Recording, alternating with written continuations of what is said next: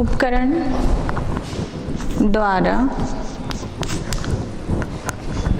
किसी धातु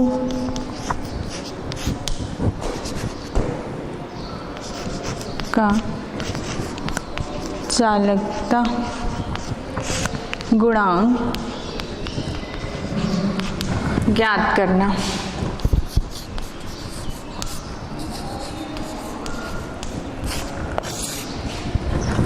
अभी हमने पिछले अध्याय में पिछले क्लास में हमने ऊष्मा चालकता गुणांक के बारे में बताया था कि ऊष्मा चालकता गुणांक का सूत्र क्या होता है ना। अब हमने जो हॉज का उपकरण था, है ना, इंजन हॉज का उपकरण, उसके द्वारा हमने क्या किया, जो विभिन्न प्रकार के धातु हैं उनकी चालकताओं की तुलना की, वो उसके लिए था।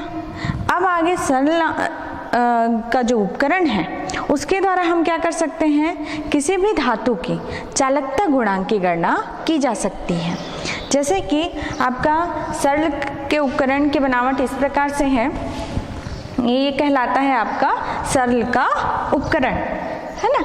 इसमें आपका ये जो ए वाला भाग है, ए बी जो बताया गया है, ये प्रायोगिक क्षण है जिसके आपको चालकता गुणांक की गणना करनी है। जिसके लिए यहाँ पर इसी जो धातु की जो प्लेट है, क्षण है, उसमें धातु, है ना, तांबे की पाइप यहाँ पर लिपटी हुई है, जिसके एक जो सिरा है वो आपका पानी से कनेक्ट है, पानी की टंकी से, और उसमें एक थर्मामीटर लगा हुआ है। दूसरा जो दूसरा सिरा है वो दूसरे वाले थर्मामीटर से लगा हुआ है। ये निकासी के लिए आप इसमें प्रवेश के लिए है और ये बाहर निकलने के लिए, ठीक है, पानी का। यहाँ पर एक आपका लकड़ी का बॉक्स नुमा है, इसके अंदर जो आपका क्षण है, प्रायोगिक क्षण, और इस बाहर का जो बॉक्स है इसके बीच में नमदा या रुई भर दिया गया है, ताकि जो ऊष्मीय ऊर्जा का बाहर संवहन या विकिरण द्वारा क्षय ना हो सके। इसमें ये वाला जो कक्ष है यहाँ पर, ये आपका कहलाता है भाप कक्ष। यहाँ से आप क्या करोगे, इस क्षण को ऊष्मा प्रदान करोगे। यहाँ पर आपका दो और थर्मामीटर लगे हुए हैं, यहाँ पर गहराई किया गया है इस क्षण में, और यहाँ पर एक एक बूंद पारा रख दिया गया है और उसके साथ अटैच कर दिया गया है थर्मामीटर। यहाँ एक एक बूंद पारा रखने का क्या उद्देश्य है, इसको समझते हैं। पारा क्या होता है, आपका ऊष्मा का सुचालक है। तो थर्मामीटर को यदि इससे अटैच करना है, धातु के संपर्क में रखना है, तो अच्छी तरह ये ऊष्मा के साथ कनेक्शन बना सके थर्मामीटर, उसके लिए यहाँ क्या कर दिया गया है, पारा की एक एक बूंद रख दी गई है। इसके बाद इसमें क्या किया जाता है, सबसे पहले यहाँ इस टंकी के द्वारा इस पाइप में पानी प्रवाहित की जाती है। एक स्थिर धारा की आप जल प्रवाहित करेंगे इसमें, जिसका वेग भी निश्चित हो, एकदम ज़्यादा ना हो, और एक लिमिट में यहाँ पर क्या करेंगे, हम पानी प्रवाहित करेंगे। यहाँ पर उसी समय यहाँ पर क्या करेंगे, भाप कक्ष से भाप भेजेंगे यहाँ। तो भाप के संपर्क में आपका क्या है, क्षण है। तो भाप के संपर्क में क्षण होने के कारण क्षण क्या होने लगेगा, गर्म होने लगेगा। गर्म होने के कारण जो इससे लगे हुए थर्मामीटर है उसका जो पारा है ऊपर चढ़ने लगेगा। जब इसकी स्थायी दशा प्राप्त हो जाएगी, स्थायी दशा प्राप्त मतलब, स्थायी दशा का मतलब हम पहले बता चुके हैं। स्थायी दशा का मतलब क्या होगा, आपका ताप स्थिर हो जाएगा और अधिक नहीं बढ़ेगा, है ना। उस समय पारा अपनी अपनी जगह क्या हो जाएंगे, स्थिर हो जाएंगे। तो आपका वो स्थिर अवस्था हो गया। तो उस कंडीशन में जब ये सारे आ जाएंगे तो उस समय हम यहाँ पर चार जो थर्मामीटर हैं, है ना, ये आपका पहला थर्मामीटर θ1, θ2, θ3 और θ4, है ना, इन चारों के पाठ्यांक हम नोट कर लेंगे, ठीक है। दूसरी गणना क्या करेंगे, यहाँ पर क्या प्रवाहित कर रहे हो आप, पानी प्रवाहित कर रहे हो, है ना। तो एक कितने समय के लिए आपने प्रवाहित किया है, वह समय और कितनी मात्रा में आपका पानी है उसका द्रव्यमान, ये नोट कर लेंगे इसके द्वारा, है ना। ये आपका यहाँ से प्रवेश कर रहा है पानी, तो ये आपका यहाँ का ताप इसके ताप से क्या होगा, यहाँ का ताप क्या होगा, इसका ताप कम होगा क्योंकि यहाँ से प्रवेश कर रहा है। उसके बाद ये ऊष्मा ग्रहण कर रहा है, चूंकि ये इससे लिपटा हुआ है, आपका लोहे की छड़ से लिपटा हुआ है, तो यहाँ से जो ऊष्मा ये भाप के कारण जो ये गर्म होगा, वो ऊष्मा किस में चली जाएगी, इसमें प्रवाहित होने वाली पानी में, जिसके कारण इसका भी ताप परिवर्तित हो जाएगा, है ना। तो इसका ताप कम होगा और इसका ताप क्या होगा, अधिक होगा। तो इस प्रकार हम क्या क्या नोट करेंगे, क्या क्या इसमें नोट करना है। सबसे पहला आपका इन चारों थर्मामीटरों का पाठ्यांक, दूसरा आपका इस पानी जो जा रहा है इसमें उसका निश्चित समय के लिए जो पानी गया है उसका द्रव्यमान, और इस क्षण के अनुप्रस्थ काट का क्षेत्रफल। तो ये चीजें हम नोट कर लेंगे। इसके बाद हम जो आपका चालकता गुणांक का जो सूत्र है उसमें रख देंगे। तो उसके लिए हम देखते हैं, सबसे पहले हमारे पास कौन कौन से प्रेक्षण जो आपने किया उसमें आपने किसकी किसकी गणना की। सबसे पहला अनुप्रस्थ काट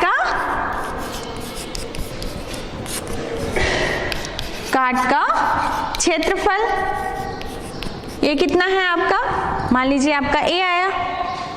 दूसरा आपका यहाँ पर ई और एच दो थर्मामीटर है, इसका इन दोनों के बीच की दूरी, ई व एच के मध्य की दूरी। तीसरा ई व एच थर्मामीटर का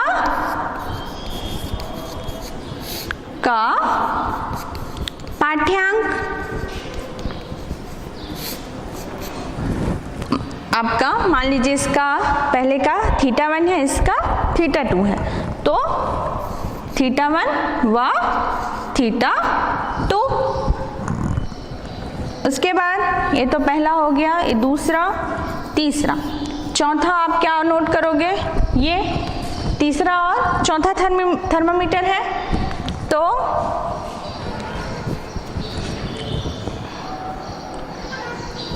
θ3 व θ4 का पाठ्यांक, और आपका पांचवा हो जाएगा पानी का द्रव्यमान, जो उसमें प्रवाहित हो रही है, पानी निश्चित समय के लिए जो प्रवाहित हो रही है उसका द्रव्यमान। तो T समय में प्रवाहित पानी का द्रव्यमान M। तो इन चीज़ों की हमको गणना करनी है, जो आप देख के बता सकते हो। θ1, θ2, θ3 और θ4 आप थर्मामीटर का पाठ्यांक नोट कर लोगे तो उससे निकल जाएगा तुरंत। आपका द्रव्यमान आप वेट निकाल लोगे, वो हो गया आपका समय, कितने समय के लिए, तो समय के लिए आप क्या निकालोगे, कितने समय के लिए आपने जल प्रवाहित किया, उसके लिए आप एक विराम घड़ी रखोगे कि आपने कितने समय के लिए प्रवाहित किया है, तो उस समय और उसके बाद आप द्रव्यमान की गणना कर सकते हो। तो इन सब चीज़ों को निकालने के बाद आपका ऊष्मा चालकता गुणांक के सूत्र में इन्हें रख देंगे।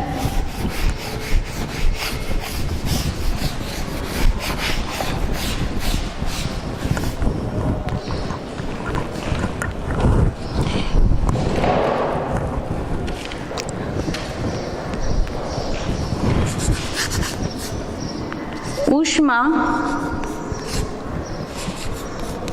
चालकता गुणांक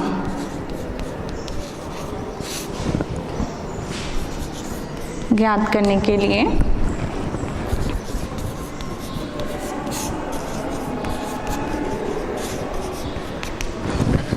Q बराबर क्या होता है आपका A θ1 माइनस θ2 T/d। ये आपका सूत्र होता है, जहाँ Q क्या है, ऊष्मा की मात्रा। ये किसके बराबर होती है, अनुप्रस्थ काट के क्षेत्रफल A θ1 माइनस θ2 इंटू T/d, इसके बराबर होता है। अब हमको यदि ऊष्मा की मात्रा यहाँ निकालनी है, हमको क्या यहाँ और चीज़ है इक्वल टू के। ये क्या है, के आपका ऊष्मा चालकता गुणांक है। तो यहाँ पर हमको किसकी गणना करनी है, उस धातु के ऊष्मा चालकता गुणांक की गणना करनी है, मतलब हमको गणना करनी है के की। तो हमको इन सब का मान मालूम होना चाहिए, तो ये सब का मान तो मालूम है। यहाँ बच गया क्या, क्यों, ऊष्मा की मात्रा। तो ऊष्मा की मात्रा क्या होगी, इस छड़ में, इसका छड़ का कनेक्शन किससे है, इस पाइप से है, और पाइप में क्या प्रवाहित हो रही है, पानी। तो इस छड़ में जितनी भी ऊष्मा होगी वो किसमें चली जाएगी, इस पाइप में जो पानी प्रवाहित हो रही है उसमें चली जाएगी। तो इसके कारण इसका टेम्परेचर बढ़ेगा, तो इसके द्वारा हम इसकी गणना करेंगे। तो Q पानी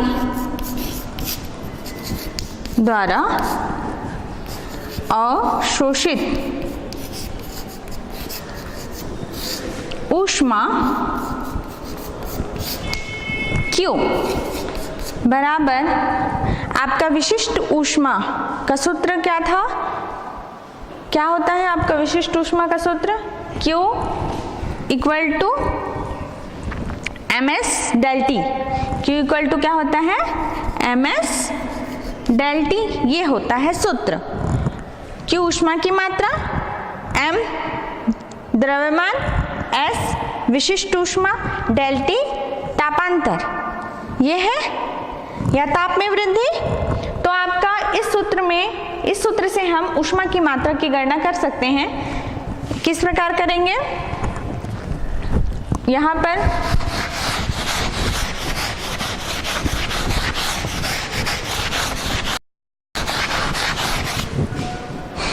Q इक्वल टू m पानी का द्रव्यमान हो गया। पानी के लिए जो विशिष्ट ऊष्मा होती है वो 1 होती है, तो यहाँ पर क्या हो गया आपका 1। डेल टी कितना है, पानी द्वारा अवशोषित ऊष्मा के कारण टेम्परेचर θ3 और θ4 का बढ़ रहा है ना, तो आपका ये वाले दोनों थर्मामीटरों का बढ़ रहा है।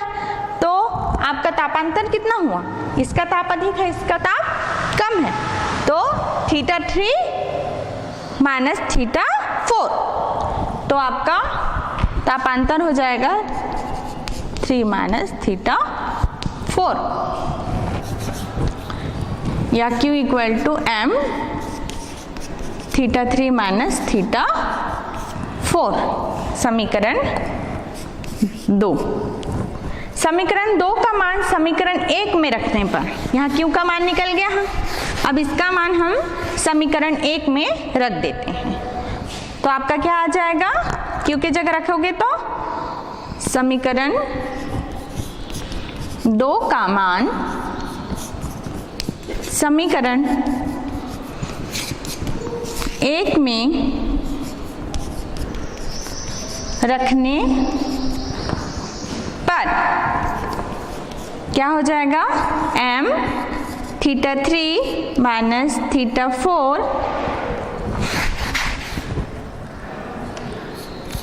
इक्वल टू, इधर क्या था आपका KA θ1 माइनस θ2 T/d, ये था आपका। तो अब हमको क्या निकालना है, K का मान निकालना है, तो K को एक तरफ रख देंगे और बाकी को दूसरे तरफ, तो आपका क्या आ जाएगा,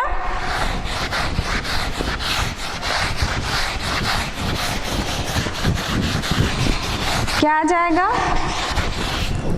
K को एक साइड रख दीजिए, बाकी को दूसरे साइड,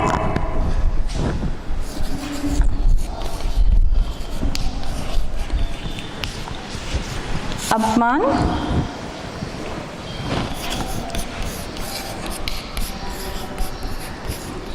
ये आ गया आपका, है ना। तो इस सूत्र के द्वारा हम ऊष्मा चालकता गुणांक का मान निकालेंगे धातु का। तो इसमें आपका m का द्रव्यमान मैंने बताया, पानी का आप कितने समय तक प्रवाहित करें उस पानी का द्रव्यमान निकालेंगे कितना है। उसके बाद θ3 θ4 आपके ये दोनों थर्मामीटर के पाठ्यांक होंगे, θ1 θ2 E और H के पाठ्यांक होंगे, और आपका अनुप्रस्थ काट का क्षेत्रफल ये क्षण का। तो सारे वैल्यू आपके यहाँ मालूम हो गया, तो इसके द्वारा हम आसानी से K की गणना कर सकते हैं। तो इस प्रकार जिस भी धातु की ऊष्मा चालकता गुणांक हमको ज्ञात करनी है उसको यहाँ रखकर हम इस सूत्र के द्वारा ऊष्मा चालकता गुणांक की गणना कर सकते हैं। तो ये हो गया आपका सूत्र।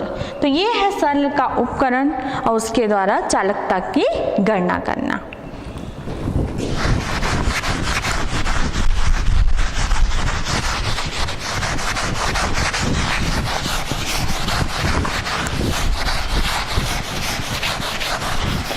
अभी आपने ठोस के बारे में पढ़ा है ना, अब देखते हैं चालन विधि देख रहे हैं अभी तक। अब अगला है आपका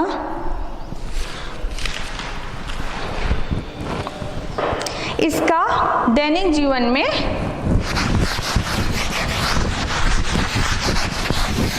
उपयोग किस प्रकार हम अपने दैनिक जीवन में देखते हैं। तो कुछ एग्जाम्पल्स हैं, जैसे कि ऊनी जो कंबल होता है वो शरीर को गर्म रखता है। ऊनी कंबल क्या करता है, शरीर को गर्म रखता है। और उसी के जगह यदि हम बर्फ को ढक दें उससे तो उसके ठंडेपन को भी बनाए रखते हैं। मतलब बर्फ को पिघलने के लिए करते हैं, बोरे को लपेट देंगे अच्छे से, बोरे को लपेट देते हैं या तो आप कंबल को लपेट देते हो, तो उसके कारण क्या है, बर्फ नहीं पिघलता, मतलब ज़्यादा समय तक रहता है उसमें सुरक्षित। तो ये किसके कारण होता, किसके कारण होता है, एक जगह हमारे शरीर को गर्माहट भी प्रदान कर रहा है और साथ साथ वो बर्फ को पिघलने से भी बचा रहा है। इसका कारण क्या है, कंबल में क्या होता है, छोटे छोटे छिद्र होते हैं, उसमें क्या भरा रहता है, वायु भरी रहती है। और वायु क्या है, ऊष्मा की कुचालक है। मतलब वो क्या करेगा, एक ऐसा माध्यम बनाएगा जो एक जो है वस्तु उसके ताप को दूसरे की तरफ बढ़ने नहीं देगा, मतलब ऊष्मा के आदान प्रदान को वो रोक देगा। तो जैसे कि हम शरीर की बात करते हैं तो शरीर की ऊष्मा को क्या करता है, यदि कंबल लपेट दिए तो शरीर की ऊष्मा को बाहर जाने नहीं देगा। इसके कारण क्या होता है, हमको गर्माहट लगती है। उसी के जगह यदि बर्फ की बात करें तो बर्फ के लिए क्या हो जाएगा, आपका बर्फ ठंडा है और बाहर का वातावरण क्या है, गर्म है। तो क्या करेगा, जो कंबल में भरा हुआ जो उसके क्षेत्र में भरा हुआ जो वायु है वो कुचालक की भांति एक दीवार की भांति काम कर रहा है, जो एक जगह से ऊष्मा को दूसरे जगह स्थानांतरण को रोक रहा है। तो बाहर की जो ऊष्मा है वो अंदर प्रवेश नहीं कर पाएगी, जिसके कारण वो आपका बर्फ क्या रहेगा, सुरक्षित रहेगा। तो ये है आपका एक जो देखते हो जहाँ भी बर्फ वगैरह का यूज़ होता है, बर्फ की फैक्ट्री हो या ठेले वगैरह में भी दिख जाता है, लपेटे रहते हैं। ठीक है, दूसरा जैसे एग्जाम्पल है आपका मोटे कांच की गिलास। हम जनरली देखे हैं घरों में कई बार ऐसा हो जाता है कि कांच का गिलास टूट जाता है यदि हम गरम गरम चाय रख दें, है ना, छोटे छोटे गिलास रहता है उसमें अगर हम क्या करें, चाय रख देंगे तो अचानक से क्या हो जाता है, टूट जाता है। इसका कारण क्या होता है, जो कांच भी है वो आपका क्या है, ऊष्मा का कुचालक है। मतलब जल्दी से ऊष्मा का एक जगह से दूसरी जगह स्थानांतरण नहीं हो पाता। तो जैसे ही आपका जैसे कांच मोटा है तो उस स्थिति में क्या होगा, जैसे ही आपने चाय डाला तो जहाँ पर वो चाय की जो ऊष्मा है वो उसके संपर्क में जो तल आया वो तो गर्म हो गया, लेकिन जो नीचे वाला तल है वो गर्म हो पाया क्या, नहीं हो पाया, तो एक में क्या हो गया, प्रसार हो गया, और एक में क्या हो गया, ठंडी ही अवस्था में है। तो इस प्रकार के असंतुलन के कारण क्या हो जाता है, आपका कांच टूट जाता है। तो ये दूसरा एग्जाम्पल है जो हम अपने दैनिक जीवन में देखते हैं। इसी प्रकार जैसे आपका ग्रीष्म काल में, जैसे अभी तो गर्मी का दिन चल रहा है, तो इस टाइम देखते हैं कि शाम के वक्त बाहर का जो वातावरण है वो क्या हो जाता है, ठंडा होने लगता है, धीरे धीरे टेम्परेचर डाउन होने लगता है। लेकिन हमारा जो कमरे में क्या है, उमस भर जाती है, कमरे का ताप ठंडा नहीं होता, भले बाहर का ताप क्या होने लगा है, ठंडा होने लगा है, लेकिन अंदर का जो गर्माहट है वो बना रहता है। तो ये एक किस कारण होता है, इसका कारण ये है कि आपका जो दीवार है ना, वो भी तो ऊष्मा का कुचालक है। तो वो क्या करता है, जैसे बाहर का वातावरण भले ही ठंडा हो गया हो, लेकिन हम जो रूम में जो ऊष्मा भरी हुई है या जो गर्माहट है, तो वो ऊष्मीय ऊर्जा एकाएक बाहर नहीं जा पाती दीवार के कारण, जिसके कारण क्या है, हमारे रूम को जो है ठंडा होने में टाइम लगता है। तो ये जो हम देखते हैं, है ना, तो ये कुछ एग्जाम्पल है ऊष्मा चालकता के। आगे है आपका दूसरा, फर्स्ट अभी पढ़े थे हम चालन। 3 विधियां हैं ऊष्मीय ऊर्जा के स्थानांतरण की। 3 विधियां कौन कौन सी हैं आपकी, चालन, संवहन और विकिरण। तो हमने अभी तक किसके बारे में पढ़ा, चालन के बारे में पढ़ा। चालन में क्या होता है, एक अणु अपने ही जगह पे रहता है, लेकिन दूसरे अणु को क्या करता है, या दूसरे कण को ऊष्मीय ऊर्जा प्रदान कर देता है। इस प्रकार ऊष्मीय ऊर्जा का एक जगह से दूसरे जगह स्थानांतरण होता है। अब दूसरा जो है संवहन, अब हम किसके बारे में पढ़ेंगे, संवहन। संवहन में क्या होता है, कण ही इसमें ऊर्जा का एक जगह से दूसरी जगह स्थानांतरण कर रहे हैं, लेकिन कण गतिशील भी हैं। कण कौन सी अवस्था में है, आपके गतिशील अवस्था में, चालन में नहीं था। अब संवहन में क्या हो रहा है, कण उसके साथ साथ ऊर्जा का स्थानांतरण तो हो रहा है, साथ साथ तो स्वयं भी गति कर रहे हैं। तो ये आपका किस में होता है, जैसे पानी को गर्म करते हैं, नीचे जिसके ऊष्मा के संपर्क में है वो वाला जो भाग है पहले गर्म होता है और वो ऊपर चला जाता है हल्का होके, और जो भारी वाला है वो नीचे आ जाता है। फिर ये प्रोसेस क्या है, चलता रहता है और पूरा पानी आपका गर्म हो जाता है। तो ये आपका क्या कहलाता है, संवहन द्वारा ऊष्मा का स्थानांतरण। तो इसके लिए 2 प्रकार के संवहन बताए गए हैं, प्राकृतिक संवहन और दूसरा है प्रणोदित संवहन। प्राकृतिक संवहन का मतलब क्या है, 2 प्रकार का संवहन है।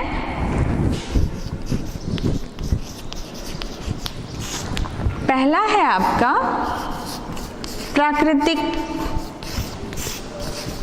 संवहन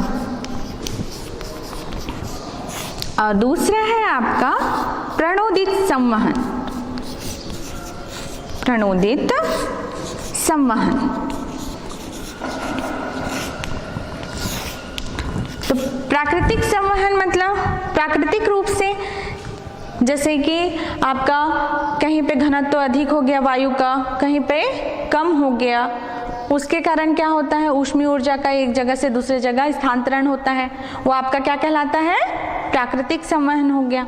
दूसरा आपका क्या है, प्रणोदित संवहन। प्रणोदित संवहन मतलब आप क्या कर रहे हो, उस जैसे गैस है, संवहन द्रव में भी हो सकता है, गैस में भी हो सकता है। तो गैस को जैसे आप क्या कर रहे हो, फोर्स लगा रहे हो या मूव करवा रहे हो, जैसे पंखे के द्वारा क्या करते हैं, मूव करवाते हैं। तो ये आपका क्या हो गया, या पंप के द्वारा गैस को क्या करते हैं, हम गतिशील अवस्था में लाते हैं, तो वो भी क्या है आपका प्रणोदित संवहन।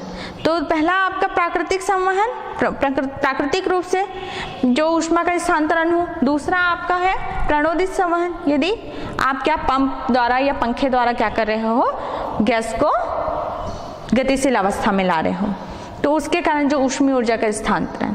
तो 2 प्रकार के हैं आपका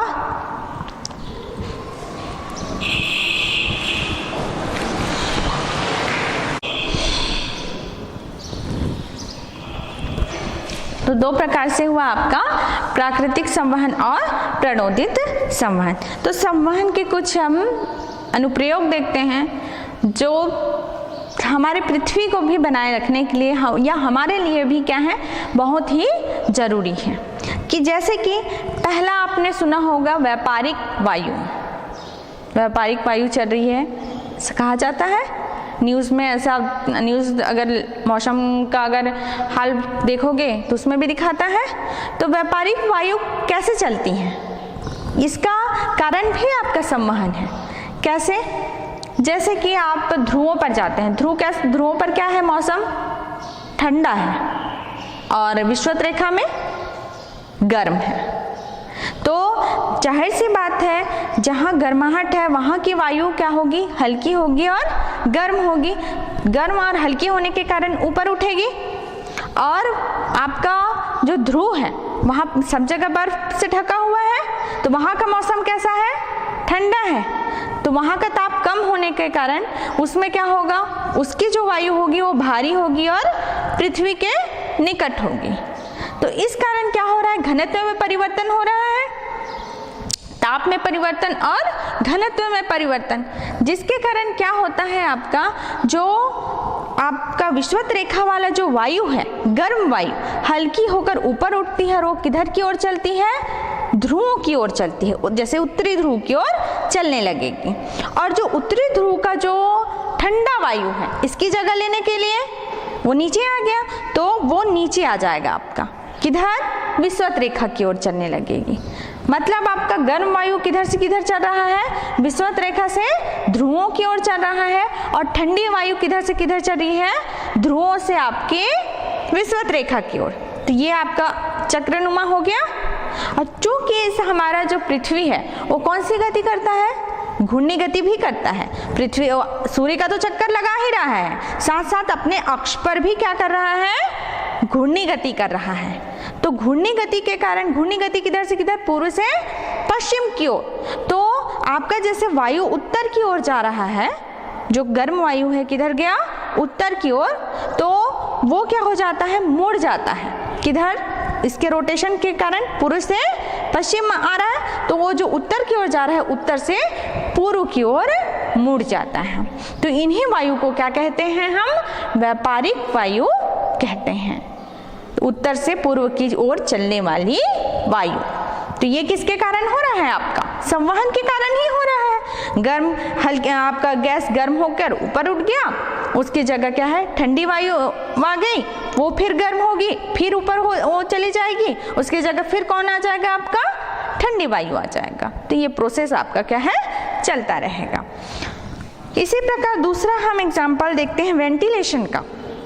जो घरों में खिड़कियां होती हैं या वेंटिलेशन लगाया जाता है, उसका कारण क्या होता है, जैसे हम सांस ले रहे हैं तो सांस गर्माहट होती है, तो वो गर्म और अशुद्ध वायु क्या हल्की होने के कारण, गर्म है और अशुद्ध है, तो हल्की होने के कारण ऊपर चली जाएगी, और जो ठंडी वायु है या शुद्ध वायु वो खिड़कियों के द्वारा आ जाएगी। तो वेंटिलेशन के द्वारा क्या हो गया, गर्म वायु ऊपर की ओर बाहर निकल गई, जो अशुद्ध वायु है, और उसकी जगह किसने ले लिया, बाहर की शुद्ध वायु और ठंडी वायु ने ले लिया। तो इस प्रकार आपका जो कमरा है वो स्वास्थ्यप्रद रहेगा। इसलिए कहा जाता है कि कमरे एकदम बंद बंद ना हो, क्या हो, उनमें पर्याप्त खिड़कियां और वेंटिलेशन की सुविधा हो, तभी आपका जो कमरा है वो क्या रहेगा, अच्छा बना रहेगा, आपको भी अच्छा लगेगा और आपके स्वास्थ्य के लिए भी अच्छा है। तो ये है कुछ एग्जाम्पल्स आपके संवहन के।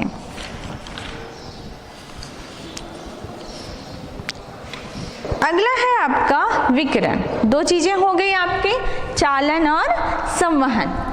अब अगला है आपका विकिरण।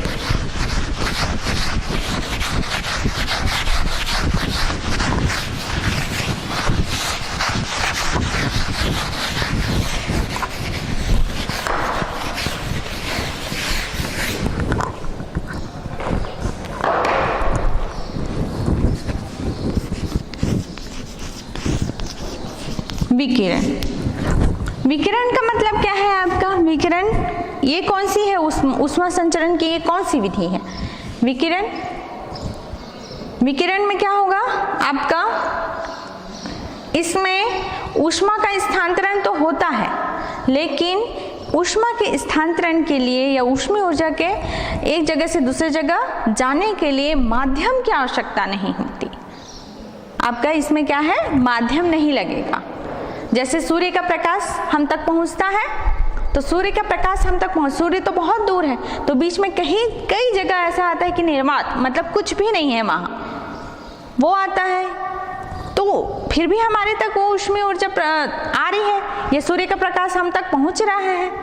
तो इसका कारण क्या है, आपका ऊष्मीय ऊर्जा का जो स्थानांतरण है वो किसके द्वारा हो रहा है, विकिरण के द्वारा हो रहा है। तो विकिरण में क्या होगा, आपको माध्यम की आवश्यकता नहीं होगी ऊष्मीय स्थानांतरण के लिए। तो जैसे आपका सूर्य का प्रकाश है ना, सूर्य के प्रकाश में मुख्यतः 3 भाग होते हैं। एक है आपका अवरक्त किरणें, दूसरा आपका क्या है, दृश्य प्रकाश, और तीसरा आपका क्या है, पराबैंगनी किरणें। अवरक्त किरणों का जो तरंगदैर्घ्य होता है वो सबसे अधिक होता है, उससे कम आपका दृश्य प्रकाश का होता है, उससे कम आपका पराबैंगनी का होता है। तो जो इसमें पहला जो भाग है अवरक्त प्रकाश, जिसको अवरक्त किरणें कहा जाता है, अवरक्त किरणें ही आपकी ऊष्मीय विकिरण है। इसको ही क्या कहते हैं, हम ऊष्मीय विकिरण कहते हैं, क्योंकि अवरक्त किरणों का ही गुण होता है कि वह किसी भी पदार्थ को क्या कर सकता है, गर्म कर सकता है। तो जब ऊष्मीय विकिरण क्या है, एक जगह से दूसरी जगह स्थानांतरित होती है, तो यदि वह कोई पदार्थ उसके सामने आता है तो गर्माहट का अनुभव तब करेगा जब उस ऊष्मीय विकिरण को क्या करता है, वो अवशोषित करता है। यदि अपने में से जाने देगा तो वो गर्म नहीं होगा। तो ऊष्मीय विकिरण ऊष्मा का रूप कब लेती है, जब कोई भी पदार्थ हो उसको हमको पता कैसे चलता है, वो तो अदृश्य रूप में रहता है ऊष्मीय विकिरण, लेकिन हमको पता कैसे चलता है कि ऊष्मीय विकिरण में जो है वो ऊष्मा है, ऊष्मीय ऊर्जा है, वो कब पता चलेगा, जब उसके सामने यदि कोई पदार्थ रखा जाएगा या कोई वस्तु रखते हैं तो वो क्या हो जाएगा, गर्म हो जाएगा, अवशोषित कर लेगा ऊष्मीय विकिरण को, तो वो क्या हो गया, गर्म। तो ये ऊष्मीय ऊर्जा निहित है। लेकिन यदि उसमें से जाने देगा अपने में से, तो फिर वो वस्तु क्या है, वो गर्म नहीं होगी। तो यह आपका तीसरा विधि ऊष्मीय विकिरण की। तो ये इसके गुण लगभग आपके प्रकाश का जो गुण है उसके लगभग समान होता है। जैसे प्रकाश का वेग 3 × 10⁸ मीटर प्रति सेकंड होता है, तो ऊष्मीय विकिरण का भी जो वेग है क्या है आपका, 3 × 10⁸ मीटर प्रति सेकंड है। जैसे प्रकाश क्या करता है, परावर्तन का गुण, अपवर्तन का गुण, ध्रुवण का गुण, व्यतिकरण का गुण प्रदर्शित करता है, तो आपका जो ऊष्मीय विकिरण भी है वो भी इन गुणों को प्रदर्शित करती है। प्रकाश को भी एक जगह से दूसरी जगह जाने के लिए माध्यम की आवश्यकता नहीं होती, तो उसी प्रकार ऊष्मीय विकिरण को भी नहीं होती। प्रकाश क्या है आपका, विद्युत चुंबकीय किरण है, तो आपका ऊष्मीय विकिरण भी क्या है, विद्युत चुंबकीय किरण है। तो ये किससे सिमिलरिटी में है आपका, प्रकाश से, लगभग प्रकाश के समान ही अपने गुण परिलक्षित करता है। तो ये हो गया आपका ऊष्मीय विकिरण। तो अभी के लिए इतना ही आपका।